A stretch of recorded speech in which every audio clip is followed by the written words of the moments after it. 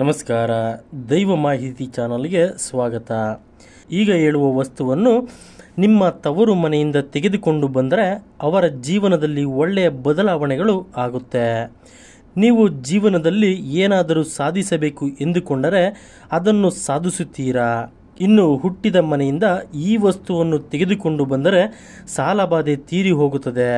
ನಾವು ಏನು ತೆಗೆದುಕೊಂಡು ಬಂದರೆ ನಮ್ಮ ಕಷ್ಟಗಳು ದೂರವಾಗುತ್ತದೆ ಎನ್ನುವುದನ್ನು ಇವತ್ತಿನ ಈ ವಿಡಿಯೋದಲ್ಲಿ ತಿಳಿದುಕೊಳ್ಳೋಣ ಬನ್ನಿ. ಅದಕ್ಕೂ ಮುಂಚೆ ನೀವಿನ್ನು ನಮ್ಮ ದೈವ ಮಾಹಿತಿ ಚಾನಲ್ನ ಸಬ್ಸ್ಕ್ರೈಬ್ ಮಾಡಿಲ್ಲ ಅಂದರೆ ಈ ಕೂಡಲೇ ಸಬ್ಸ್ಕ್ರೈಬ್ ಮಾಡಿಕೊಳ್ಳಿ. ನಾವು ನೀಡುವ ಎಲ್ಲ ರೀತಿಯ ಮಾಹಿತಿಗಳು ನಿಮ್ಮ ಮೊಬೈಲಿಗೆ ಬರುತ್ತದೆ.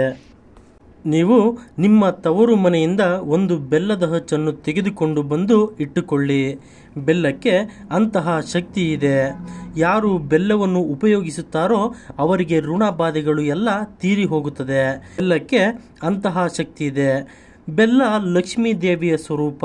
ಬೆಲ್ಲವನ್ನು ನಾವು ಹುಟ್ಟಿದ ಮನೆಯಿಂದ ತೆಗೆದುಕೊಂಡು ಬಂದರೆ ನಿಮಗೆ ಇರುವಂತಹ ಸಾಲಬಾಧೆ ಎಲ್ಲ ತೊಲಗಿ ಹೋಗುತ್ತದೆ ಎಂದು ಪಂಡಿತರು ಹೇಳಿದ್ದಾರೆ. ಹಾಗೆ ಗ್ರಹಗಳು ಎನ್ನುವುದು ನಿಮ್ಮ ಜೀವನದಲ್ಲಿ ಮುಖ್ಯ ಪಾತ್ರ ವಹಿಸುತ್ತದೆ.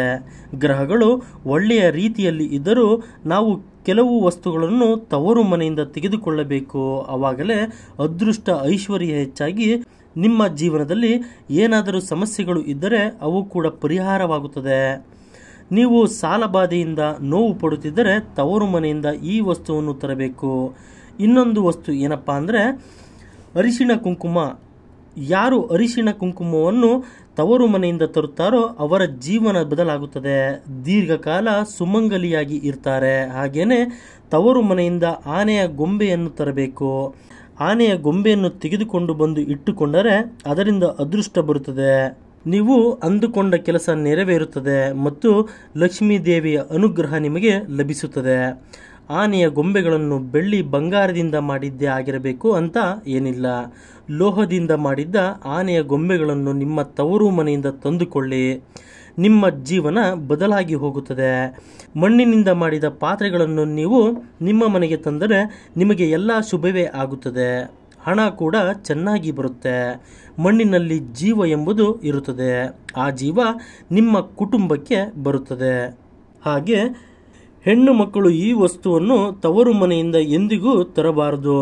ಕಿರಾಣಿ ಸಾಮಾನುಗಳು, ಮನೆಯ ಅಲಂಕಾರ ವಸ್ತುಗಳು, ಅಮ್ಮನ ಸೀರೆ, ಒಡವೆಗಳು, ಹೀಗೆ ಕೆಲವು ವಸ್ತುಗಳನ್ನು ತವರು ಮನೆಯಿಂದ ಎಂದಿಗೂ ತರಬಾರದು ಎಂದು ಹೇಳುತ್ತಾರೆ. ಲಕ್ಷ್ಮೀ ದೇವಿಯನ್ನು ಮತ್ತೆ ಮನೆಗೆ ತೆಗೆದುಕೊಂಡು ಹೋಗುವುದರಿಂದ ತವರು ಮನೆ ಬಡತನ ಪಾಲಾಗುತ್ತೆ ಎಂಬ ನಂಬಿಕೆ ಇದೆ. ಹಾಗಾಗಿ ಲಕ್ಷ್ಮೀ ದೇವಿಯನ್ನು ಎಂದಿಗೂ ಕೂಡ ನಿಮ್ಮ ತವರು ಮನೆಯಿಂದ ತೆಗೆದುಕೊಂಡು ಹೋಗಬಾರದು. ಇಂತಹ ಹೆಚ್ಚಿನ ವಿಡಿಯೋಗಳಿಗಾಗಿ ಲೈಕ್ ಮಾಡಿ, ಶೇರ್ ಮಾಡಿ, ಸಬ್ಸ್ಕ್ರೈಬ್ ಮಾಡಿಕೊಳ್ಳಿ. ಧನ್ಯವಾದಗಳು.